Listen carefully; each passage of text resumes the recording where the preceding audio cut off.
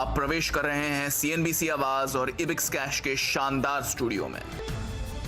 आपका स्वागत है सीएनबीसी आवाज और इबिक्स कैश के शानदार स्टूडियो में। बात हम यहाँ पर कमोडिटीज की करेंगे। नमस्कार। और खाने के तेल में सबसे ज्यादा अब यहाँ पर हमने सरकार की तरफ से कोशिश आते हुए देखी है, और अब दालों पर जो महंगाई का साया ना पड़े इसलिए भी सरकार की तरफ से यहाँ पर हमने स्टेप्स उठते हुए देखे हैं। त्योहारी सीजन में दालें किचन का बजट ना बिगाड़े, इसलिए सरकार ने अगले 2 महीने और विदेशी दालों के इंपोर्ट को मंजूरी दे दी है। सरकार के इस फैसले को व्यापारी कैसे ले रहे हैं और इसका क्या असर पड़ेगा डिमांड पर, सप्लाई पर और प्राइसेस पर, इस पर बात करने के लिए India pulses and grain merchant association के बिमल कोठारी हमारे साथ जुड़े हैं। इसी के साथ हमारे साथ सोने चांदी के आउटलुक पर बात करने के लिए रिद्धि सिद्धि के एमडी पृथ्वीराज कोठारी हमारे ऑल्सो साथ हैं, आईएफएल सिक्योरिटीज के अनुज गुप्ता और रेलिगेट ब्रोकिंग की सुगंधा सचदेव भी। लेकिन सबसे पहले दालों की खबर पर ही नजर डालेंगे, क्योंकि कल देर रात हमने ये नोटिफिकेशन आता हुआ देखा है और सबसे बड़ी बात फिलहाल मार्केट्स में यही है। विदेशी दालें अगले 2 महीने और इंपोर्ट की जा सकेंगी। व्यापारी तुअर, उड़द और पिजन पी का आयात कर सकेंगे। इस खबर पर बात करने के लिए हमारे साथ गेस्ट तो हैं ही, लेकिन अनुज पहले आपका व्यू भी इस पर लेना चाहेंगे। सरकार की तरफ से लगातार हमने कदम उठते हुए देखे हैं। इंपोर्ट्स यहां पर खाने के तेलों के लिए खुला और अब दालों के लिए एक्सटेंड भी किया गया है। दालों का जिस तरह का आयात की एक्सपेक्टेशन बाजार को है, जिस तरह के प्राइस मूवमेंट्स हैं, इस स्टेप का कितना असर बनता हुआ देखते हैं आप? Manisha ji, good morning. देखिए, अभी हमने पिछले ही महीने देखा था कि चने की फ्यूचर ट्रेडिंग पर बैन किया गया था, तो कहीं ना कहीं प्राइस को कंट्रोल करने के लिए ये स्टेप लिए गए हैं। और जो इंपोर्ट है वो हमने पहले भी देखा था और दोबारा से इंपोर्ट यहाँ पर होता हुआ दिख रहा है। तो मुझे लगता है कि जो प्राइसेस हैं पल्सेस के, उसको कंट्रोल करने के लिए, हालांकि अभी भी प्राइस एमएसपी के नीचे है, मगर प्राइस को और कंट्रोल करने के लिए ये स्टेप लिए गए हैं। मुझे लगता है कि थोड़ा इन्फ्लेशन कंसर्न यहाँ पर है, जिसकी वजह से भावों को कंट्रोल में यहाँ पर देखने को मिला है। मुझे लगता है कि जो इंपोर्ट है पल्सेस का, वो यहाँ पर आगे भी जारी रह सकता है। और हो सकता है कि जैसे कि हम देख रहे हैं कि इस बार काफ़ी अच्छी बारिश देखने को मिली है, तो जो पल्सेस का जो पैदावार है वो यहाँ पर काफ़ी अच्छी रहेगी और आगे अराइवल भी बढ़ती हुई दिखाई देगी। तो घरेलू अराइवल भी रहेगी और इंपोर्ट की अराइवल भी यहाँ पर आती हुई दिखाई देगी। तो आगे मुझे लगता है कि पल्सेस के दाम जो है वो कंट्रोल होते हुए दिखाई देंगे।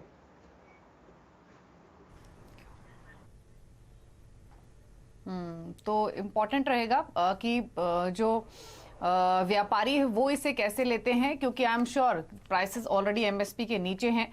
और दूसरी तरफ अगर आयात की डेडलाइन बढ़ाई गई है तो इसका इम्पैक्ट प्राइसेस पर भी होगा, सप्लाई पर भी होगा। तो क्या रिएक्शन यहाँ पर व्यापारियों का रहेगा, उसको समझने की कोशिश करेंगे। बिमल कोठारी हमारे साथ कुछ ही देर में मौजूद रहेंगे। लेकिन अनुज, अगर हम कमोडिटी मार्केट की बात करें तो हमने जो तमाम पल्सेस से जुड़ी हुई कमोडिटीज हैं वहां पर प्राइस एक्शन काफी देखा है, और स्पेशली क्योंकि अब फेस्टिव सीजन नजदीक है तो उस हिसाब से भी यहाँ पर मोमेंटम देखा गया है। चना हुआ या फिर जो दूसरी पॉकेट्स हुई, वहां पर आप प्राइस मूवमेंट कैसा देखते हैं आगे जाते हुए, और क्या व्यू है? देखिए, अगर हम फिजिकल मार्केट की बात करें तो हमने देखा कि पिछले 1 या 1.5 हफ्ते में फिजिकल मार्केट में, थोक मार्केट के अंदर भी अगर देखें तो वहाँ पे दालों के रेट कुछ कम होते हुए दिखाई दिए हैं। जैसे अगर हम तुअर या मसूर की बात करें तो वहाँ पर भावों में हमने नरमी देखी है। चने के अंदर भी देखें तो फ्यूचर मार्केट में हालांकि भाव अभी करीबन 5,000 के आसपास हैं, तो फिजिकल मार्केट के अंदर भी हमने वहाँ पर नरमी आते हुए देखी है। तो ये जो स्टेप है उससे भी काफ़ी असर रहेगा। हालांकि भाव ऑलरेडी एमएसपी के नीचे ट्रेड कर रहे हैं, मगर फिजिकल मार्केट के अंदर हमें पिछले 1 या 1.5 हफ्ते से अगर हम इसको वॉच करें तो वहाँ पर भावों में नरमी आती हुई दिखाई दी है। फेस्टिवल सीजन सामने है, तो उसके मद्देनजर भी यहाँ पे इंपोर्ट किया गया है कि आगे जो फेस्टिवल डिमांड रहेगी उसकी वजह से भाव सडनली एकदम से आगे बढ़ते हुए ना दिखाई दें, तो इसलिए इंपोर्ट का यहाँ पर स्टेप लिया गया है। और मुझे लगता है कि जिस तरीके की यहाँ पर बारिश हुई है और जो पहले हम डेफिसिट में रेन देख रहे थे, मानसून देख रहे थे, अब वो मानसून पूरा यहाँ पर ओवर होता हुआ दिखाई दिया है। तो मुझे लगता है कि उसकी वजह से जो पल्सेस हैं उनका जो उत्पादन है वो यहाँ पर टाइम पे होता हुआ दिखाई देगा, और जो सोइंग है वो यहाँ पर अच्छी तरह होती हुई दिखाई दी है। जैसे अगर हम सोयाबीन की बात करें या अगर हम मसूर या उड़द की बात करें तो यहाँ पर काफ़ी अच्छी सोइंग यहाँ पर देखने को मिल रही है। तो मुझे लगता है कि उसकी वजह से आगे जो अराइवल्स हैं वो यहाँ बढ़ते हुए दिखाई देंगे, मगर इंपोर्ट की दाल आने की वजह से भी भावों में कंट्रोल देखने को मिलेगा। फेस्टिवल डिमांड के चलते भी यहाँ पर मुझे लगता है कि जो इंपोर्ट का फैसला है वो यहाँ पर लिया गया है। तो अगर हम फिजिकल मार्केट की बात करें तो मुझे लगता है कि आगे भाव कुछ नरम रहते हुए दिखाई देंगे।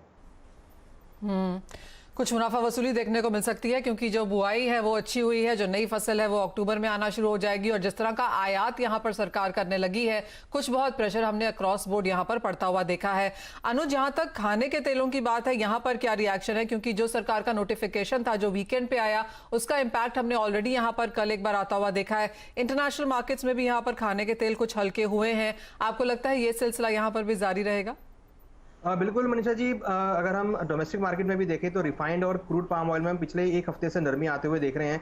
साथ में सोयाबीन के भावों में नरमी रही है, मगर इसके विपरीत अगर हम सरसों को देखें तो वहां पर हमने बाउंस बैक आते हुए देखा है, क्योंकि जनरली फेस्टिवल सीजन में हम सरसों में काफी अच्छी बढ़त बनते हुए देखते हैं, तो वैसा ही ट्रेंड यहाँ पर आता हुआ दिखाई दिया है। मगर जो सरकार का नोटिफिकेशन आया है, मुझे लगता है कि उससे भावों में कहीं ना कहीं थोड़ा कंट्रोल देखने को मिल सकता है। हालांकि इंटरनेशनल मार्केट को हम जनरली फॉलो करते हैं, तो वहां पर भाव नीचे आने की वजह से डोमेस्टिक मार्केट के अंदर ही भाव नीचे आए हैं। दूसरा, जैसा कि हमने देखा है कि जो बारिश है वो काफी अच्छी हुई है, तो जो सोयाबीन हम पीछे चलते हुए देख रहे थे, अब उसकी जो प्रोडक्शन आंकड़े हैं वो यहाँ पर काफी अच्छे आते हुए दिखाई दिए। तो प्रोडक्शन की वजह से मुझे लगता है कि आगे जो अराइवल है वो टाइम पर आता हुआ दिखाई देगा। अक्टूबर में हम ऑलमोस्ट अराइवल आते हुए देखेंगे, तो मुझे लगता है कि तब भावों में नरमी देखने को मिलेगी। तीसरी बड़ी बात, जो फ्यूचर मार्केट के जो फ्यूचर कॉन्ट्रैक्ट हैं वो थोड़े अभी भी डिस्काउंट पे चलते हुए दिखाई दे रहे हैं, तो इसका मतलब ये है कि आगे जो जैसे जैसे अराइवल बढ़ेगी तो भावों में नरमी देखने को मिलेगी। तो मुझे लगता है कि अगर हम खाने के तेल, रिफाइंड और क्रूड पाम ऑयल की बात करें तो हमें लगता है कि अभी भावों में नरमी का रुख बना रहेगा और आगे भाव कुछ नरम होते हुए दिखाई देंगे। सोयाबीन के अंदर भी हम मान के चल रहे हैं कि आगे भावों में नरमी देखने को मिलेगी।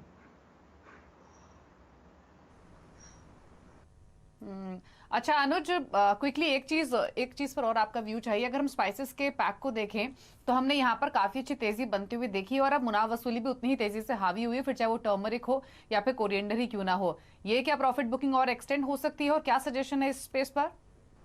और देखिए, पल्सेस में अगर हम ओवरऑल ट्रेंड देखें तो ये हमें पॉजिटिव ट्रेंड इंडिकेट करता है। दूसरी तरफ अगर हम देखें तो कहीं ना कहीं हमने देखा था इसी कॉन्ट्रैक्ट में प्राइसेस ने हाई बनते हुए देखे थे, तो मुझे लगता है कि जो भी डिप मिलता है स्पाइसेस के अंदर वहाँ पर हम खरीदारी करके चलें, क्योंकि जो डोमेस्टिक डिमांड है, फिजिकल डिमांड है, वो यहाँ पे काफ़ी अच्छी है। हालांकि मंडियों के अंदर जो आवक है वो अभी उतनी नहीं है एज कम्पेयर लास्ट ईयर, तो मुझे लगता है कि मसालों के अंदर जो भी डिप मिलता है वो खरीदारी के लिए रहेगा। हमने हिस्टोरिकली भी देखा है, जब भी भाव डिप लेते हैं तो यहाँ पे खरीदारी देखने को मिलती है। लेट्स से अगर हम जीरा की बात करें तो करीबन 14,700 के आसपास भाव चल रहे हैं अभी, तो मुझे लगता है कि यहाँ पर भी अगर 100 से 150 रुपये की गिरावट मिलती है तो खरीदारी का ट्रेड बना सकते हैं। ऊपर आपको 15,000 से लेकर 15,500 तक के लेवल देखने को मिल सकते हैं। कोरिएंडर में हम ऑलरेडी देख चुके हैं कि इस बार जो प्रोडक्शन है वो थोड़ा कम देखने को मिल रहा है। टर्मरिक के अंदर हम काफ़ी अच्छी एक्सपोर्ट डिमांड देख रहे हैं, तो पल्सेस के अंदर ऐसा कोई नेगेटिव अभी फंडामेंटल नहीं है जहां पर मुझे लगे कि भावों में कुछ नरमी देखने को मिलेगी। मैं यहां पर अभी बाय ऑन डिप्स की स्ट्रेटेजी में रहना चाहूंगा, क्योंकि यहां पर हमने हमेशा एक लोअर लेवल पे अच्छा एक्यूमुलेशन आते हुए देखा है, तो वेट एंड वॉच करें, निचले स्तर पर मसालों में लेना चाहिए। ऑलराइट, ये एग्रीकल्चर कमोडिटीज की बात हुई। बिमल कोठारी जी को ऑफ कोर्स थोड़े समय में यहाँ पर जोड़ने की कोशिश करेंगे, लेकिन तब तक यहाँ पर कच्चे तेल का भी जायजा ले लेते हैं, क्योंकि 6 हफ्ते के हाईज पर यहाँ पर कारोबार हमने होता हुआ देखा है। $71 के ऊपर के स्तर फिलहाल यहाँ पर यूएस क्रूड में है, और अगर ब्रेंट की बात करें तो $74 प्रति बैरल के लेवल्स यहाँ पर भी हैं। सुगंधा, कैसे देखती हैं आप, क्योंकि हरिकेन ईडा के नुकसान से अभी भी यहाँ पर गल्फ ऑफ मेक्सिको की ऑयल फैसिलिटीज वापस नहीं लौट पाई हैं, और अब बाजार, इन्वेस्टर्स जो है, मार्केट जो है हरिकेन निकोलस को देख रहा है। गुड मॉर्निंग मनीषा, यस, आपने राइटली पॉइंट आउट किया। अभी कंसर्न्स बने हुए मार्केट में अबाउट यूएस सप्लाईज, जिसकी वजह से crude oil prices are trading in a positive trajectory.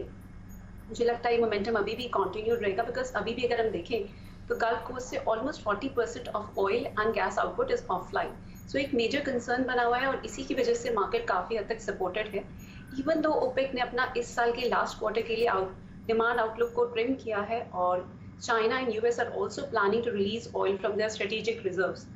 So it's slightly negative factors in oil prices के लिए, but मुझे लगता है prices have reached the crucial resistance of $70.5 a barrel for WTI crude. So मुझे लगता है ये momentum continue रहेगा, and we can see high levels of around $74 a barrel as well in coming days.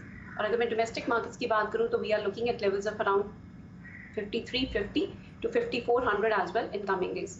Intraday perspective की भी बात करूं तो मुझे लगता है हमने कुछ टिप्स मिलते हैं टुवर्ड्स लेवल ऑफ अराउंड 5200 में लॉन्ग पोजीशंस बिल्ड करने की एडवाइस दूंगी। स्टॉप्स रहेंगे 5135 ऑन द डाउन साइड, और हमारे टारगेट्स रहेंगे for an intraday perspective at 5290 levels. ठीक है, तो यह है क्रूड पर आउटलुक, जहां पर बाय करने की सलाह है 5290 के लेवल्स पर।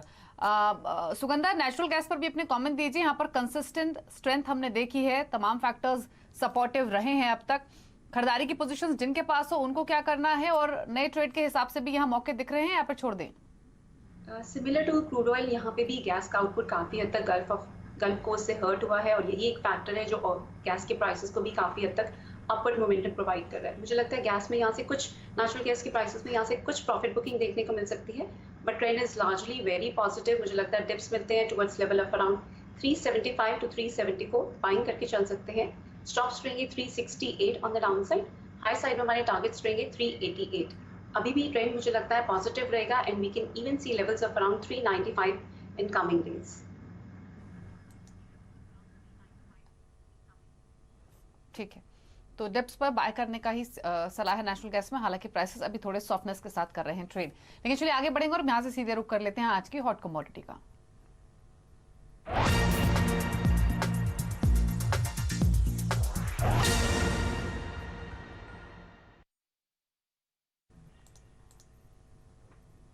और आज की हॉट कमोडिटी मेटल पैक से है, पिक किया गया है एल्यूमिनियम को। यहां पर हमने देखा है कि एक जोरदार तेजी के बाद थोड़ी हल्की मुनाफा वसूली देखने को मिली है, लेकिन अभी भी जो प्राइसेस हैं एल्यूमिनियम के वो 13 इयर्स के हाईस पर ट्रेड कर रहे हैं।